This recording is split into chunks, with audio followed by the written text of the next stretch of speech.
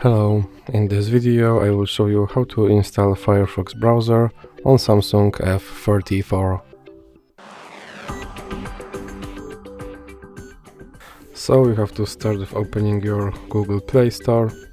Now click on search bar and type in Firefox and click search. Now click install.